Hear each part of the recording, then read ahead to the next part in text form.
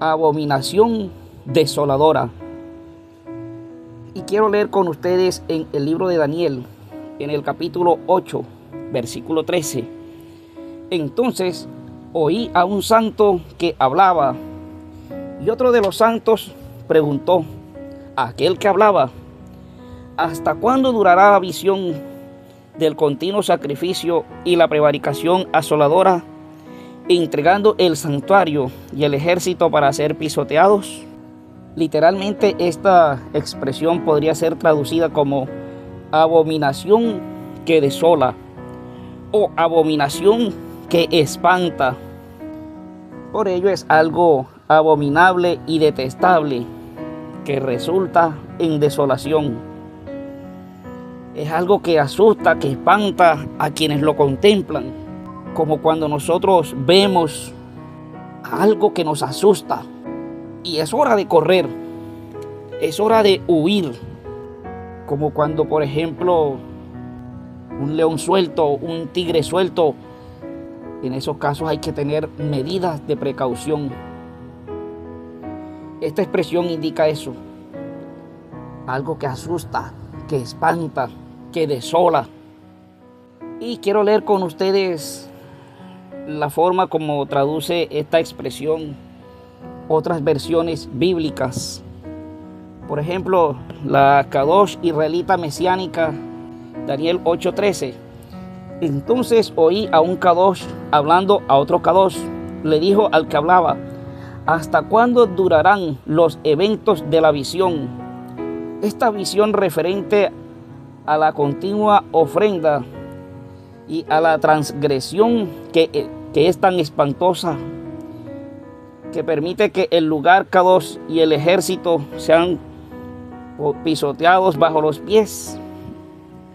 Esta versión traduce como transgresión que es espantosa. La Biblia de Jerusalén lo traduce así: oí entonces a un santo que hablaba y a otro santo que le preguntaba: ¿cuánto tiempo durará la visión, el sacrificio perpetuo y la iniquidad desoladora? Transgresión que espanta, iniquidad desoladora. Nueva versión internacional 2017, ¿cómo la traduce? Escuché entonces que uno de los santos hablaba y que otro le preguntaba: ¿cuánto más durará esta visión del sacrificio diario, de la rebeldía desoladora? La rebeldía desoladora, la iniquidad desoladora, la transgresión que espanta, son expresiones traducidas para abominación desoladora. Es interesante, dos características descritas para esta abominación desoladora. Uno, el ángel pregunta al otro ángel, o el santo pregunta al otro santo: ¿hasta cuándo pisoteará el santuario? Y la otra, la supresión. Han existido diferentes formas o interpretaciones, como muchos han entendido esta expresión. Pero veamos cómo la llamó Jesús. Quiero leer con ustedes en el libro de San Mateo, en el capítulo 24, versículos 15 al 20.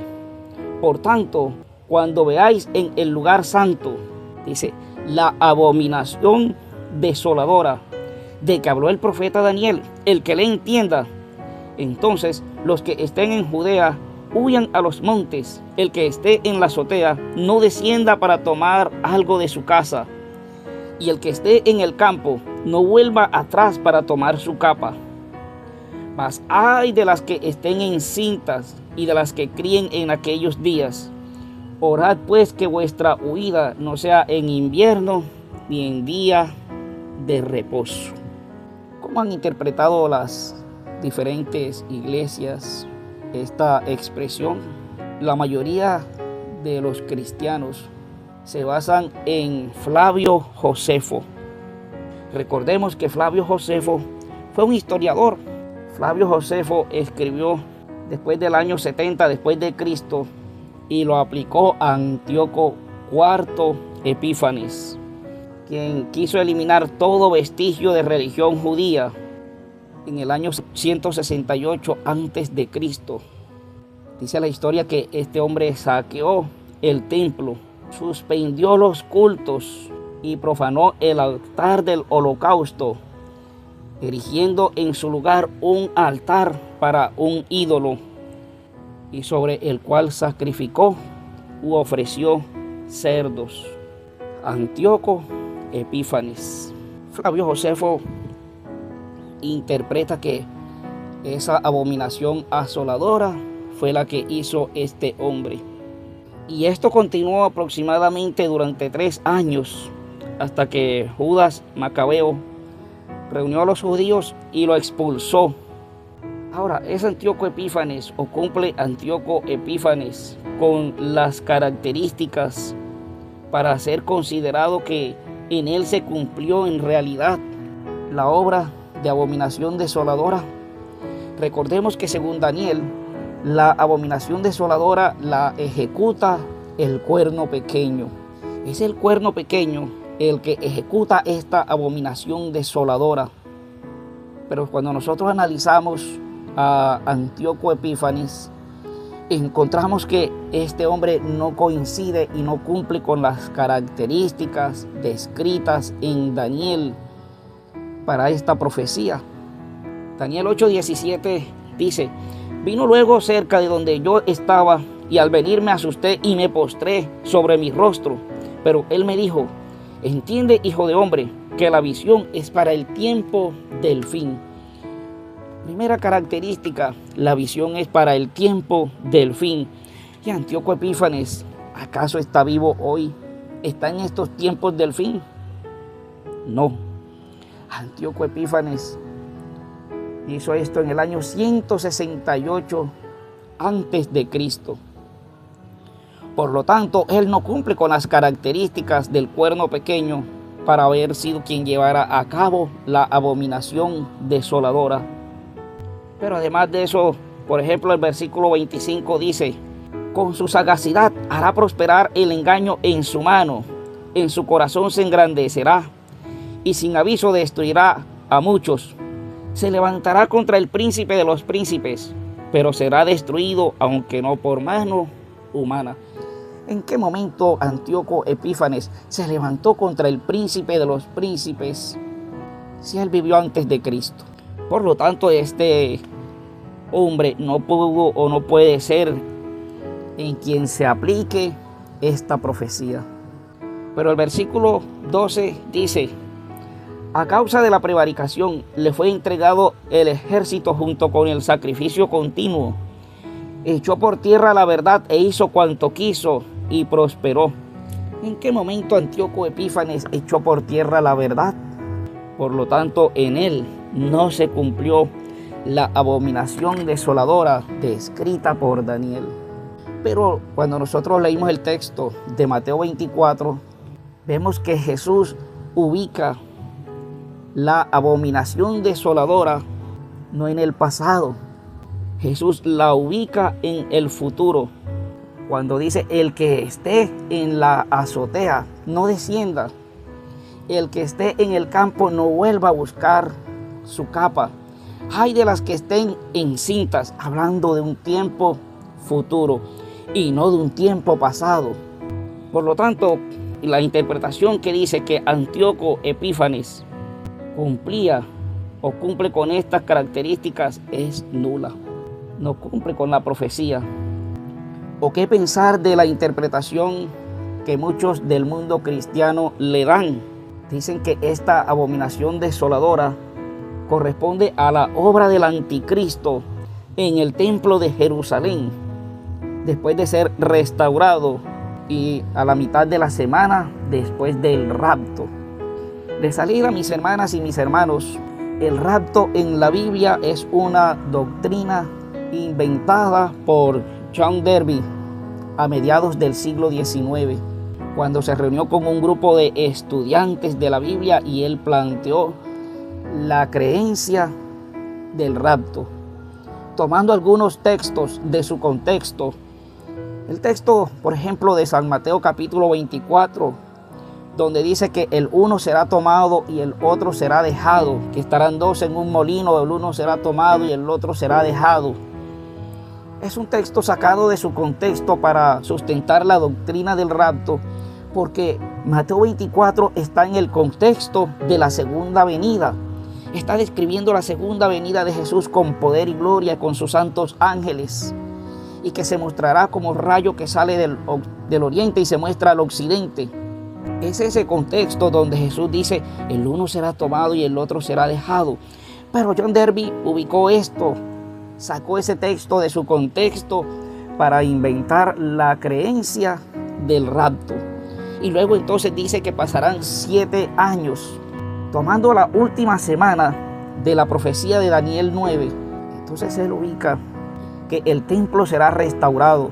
Y una vez restaurado el templo, el anticristo se sentará y a la mitad de la semana hará cesar el sacrificio. El templo de Jerusalén. Hay muchos proyectos y planes, pero ninguno ha sido aprobado ni se está llevando a cabo nada de esa obra en estos momentos. Cuando dicen que a la mitad de la semana hará cesar el sacrificio, entonces interpretan que esa es la abominación desoladora del anticristo.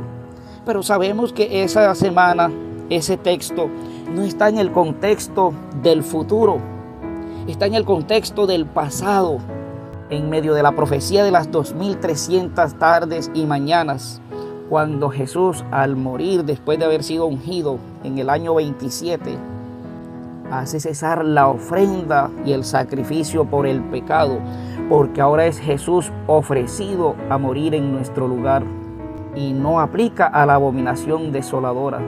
Entonces, ¿cómo entender la abominación desoladora? Cuando nosotros leemos en el capítulo 24 del libro de Mateo, vamos a encontrar que los discípulos le hacen 2 preguntas a Jesús. Y es esas 2 preguntas las que Jesús está respondiendo, ubicándolas en una respuesta general. Mateo 24, versículos 1 al 3 dice, cuando Jesús salió del templo y se iba, se acercaron sus discípulos para mostrarle los edificios del templo. Respondiendo él, les dijo, ¿veis todo esto? De cierto os digo que no quedará aquí piedra sobre piedra que no sea derribada. Y estando él sentado en el monte de los olivos, los discípulos se acercaron aparte diciendo, dinos, ¿cuándo serán estas cosas? Una pregunta. ¿Y qué señal habrá de tu venida y del fin del siglo? Segunda pregunta. ¿Cuándo serán estas cosas que el templo será derribado y no quedará piedra sobre piedra? Es la primera pregunta. Y la segunda, ¿qué señal habrá de tu venida y del fin del siglo? La segunda pregunta. Y Jesús responde las 2 preguntas en el capítulo 24. Y Jesús entonces es cuando más adelante les menciona la abominación desoladora, o la abominación que desola, la transgresión que espanta. Jesús dijo, cuando veáis, así como el sitio de Jerusalén por los ejércitos romanos fue la señal para que huyesen los cristianos de Judea, así la asunción del poder de parte de nuestra nación con el decreto que imponga el día de descanso papal será para nosotros una amonestación. Entonces será tiempo de abandonar las grandes ciudades y prepararnos para abandonar las menores en busca de hogares retraídos en lugares apartados entre las montañas. Servicio Cristiano, página 200. Los discípulos pidieron una señal para la caída de Jerusalén, los muros, el templo. Y esta señal Jesús se las da. Cuando veáis. ¿Y cuándo vieron ellos esto? En el año 70. En el año 70, cuando Tito sitió a la ciudad de Jerusalén. Y los cristianos vieron el estandarte romano. Esa es la historia, que fue el momento preciso para que el pueblo de Dios saliera de Jerusalén. Esa era la señal para ellos salir de Jerusalén. Esa era la abominación desoladora. Y por eso Jesús expresó: el que esté en la azotea no descienda para tomar algo de su casa, y el que esté en el campo no vuelva atrás para tomar su capa. Mas ay de las que estén encinta y de las que críen en aquellos días. Orad pues que vuestra huida no sea en invierno ni en día de reposo. Así como ellos vieron el estandarte romano y fue la señal para ellos para salir de Jerusalén, es para nosotros el decreto dominical para salir a las ciudades más pequeñas y de las más pequeñas al campo. ¿Cómo podemos sustentar esto con la Biblia? Quiero invitarles a leer en el libro de Apocalipsis, en el capítulo 13, versículos 6 y 7, hablando de la primera bestia. Y abrió su boca en blasfemias contra Dios para blasfemar de su nombre, de su tabernáculo y de los que moran en el cielo. Y se le permitió hacer guerra contra los santos y vencerlos. También se le dio autoridad sobre toda tribu, lengua y nación. ¿Hablando de quién? De la primera bestia. ¿Quién corresponde la primera bestia? ¿O quién es? Nosotros, cuando estudiamos la profecía, entendemos claramente que la profecía se está refiriendo al sistema papal, a la iglesia romana, y habló blasfemias. Se levantó y blasfemó contra los que moran en el cielo, y se le permitió hacer guerra contra los santos y vencerlos. ¿Quién hizo esto también? ¿O de quién describe la Biblia esto también? Del cuerno pequeño, que actuó 42 meses. Bueno, tiempos y medio tiempo. 3 años y medio, 42 meses, 1260 días. Entonces, ¿a quién se refiere la profecía? A la obra del cuerno pequeño, al sistema papal, y no se refiere a Antíoco. Ahora, fíjense ustedes lo que dice los versículos 11 y 12. Después vi otra bestia que subía de la tierra y tenía 2 cuernos, semejantes a los de un cordero, pero hablaba como dragón y ejerce toda autoridad de la primera bestia en presencia de ella, y hace que la tierra y los moradores de ella adoren a la primera bestia cuya herida mortal fue sanada. Ahora aquí se describe otra bestia. La primera bestia había surgido del mar, de los pueblos, muchedumbres, gentes, pero esta surge ¿de dónde? De la tierra. ¿A dónde había huido la iglesia en el tiempo de la persecución? A Estados Unidos, a la tierra.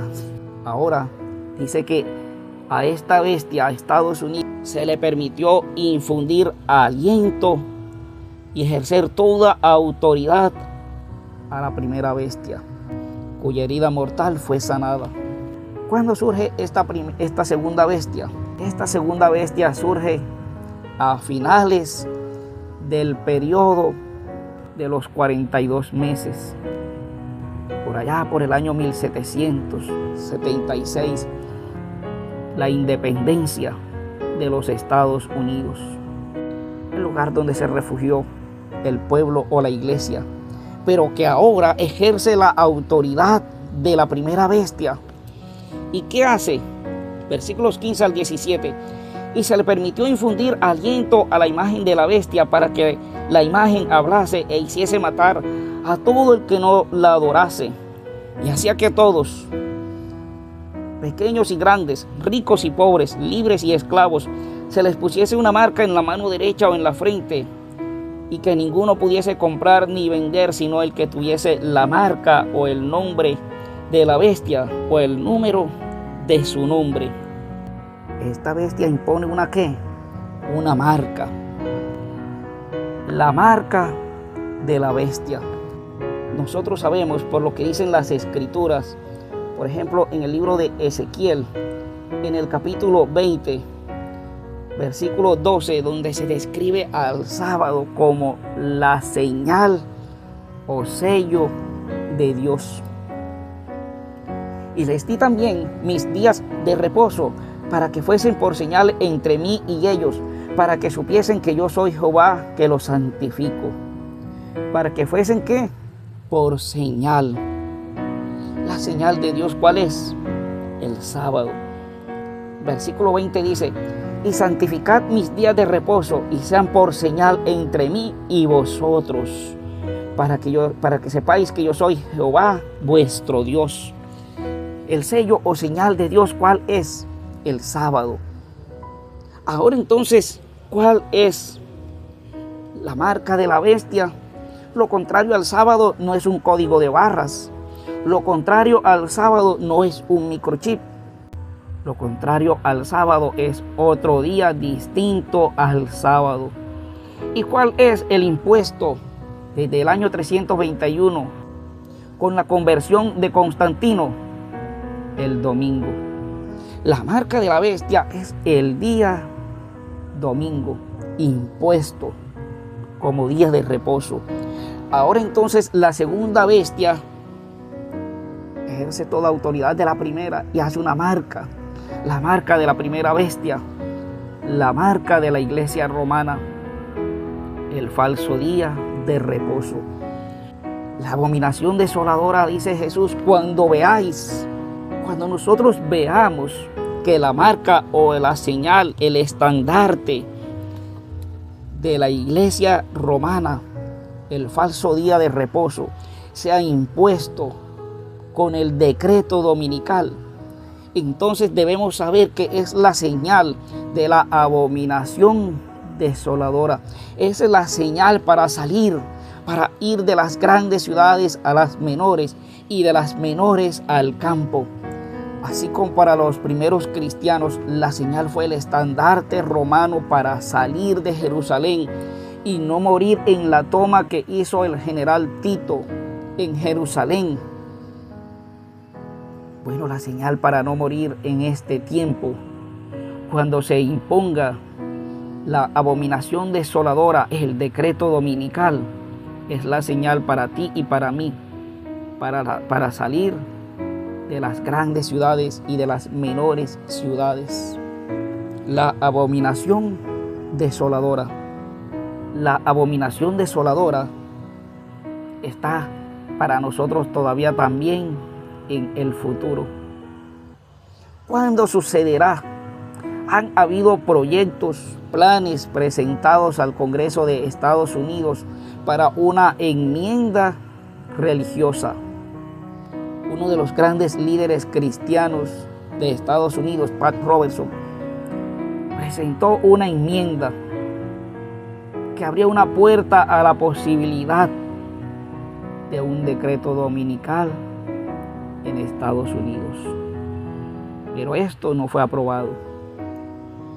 En la actualidad no hay un decreto, no hay un proyecto de ley dominical. Muchas cosas pueden decir las redes sociales, pero en la actualidad no hay un proyecto para una ley dominical en Estados Unidos. Pero no pensemos que por esta causa la profecía va a fallar. La profecía no falla. Al apóstol Pablo le correspondió escribir acerca de el misterio de iniquidad. Y él decía, ya está en curso, ya está en acción. Pero nosotros vemos que todo este misterio de iniquidad se desarrolla principalmente cuando la iglesia romana recobra su poder luego de la expulsión de las 3 tribus bárbaras. La profecía de que Estados Unidos sería la última gran potencia, la segunda bestia, cuando se escribió, Estados Unidos no era la máxima potencia a nivel mundial. Cuando se interpretó por parte de los pioneros, Estados Unidos no era la máxima potencia a nivel mundial. Había una puja que surgió más adelante con la Guerra Fría entre Estados Unidos y la antigua Unión Soviética. Pero cuando los cristianos menos esperaban, la antigua Unión Soviética se desintegró y la profecía se cumple. Estados Unidos como la máxima potencia a nivel mundial. ¿Qué faltaría entonces la abominación desoladora y otras señales y profecías, pero en este aspecto, que se imponga el falso día de reposo por medio de un decreto. Pero tú y yo no debemos esperar un decreto para entregar nuestras vidas a Dios. Pero tú y yo no debemos esperar el cumplimiento de profecías y señales para entregar nuestra vida a Dios. Porque si nos ponemos a esperar, todavía no sabemos si esto demore 1 año más, 2 años más, 5 años más.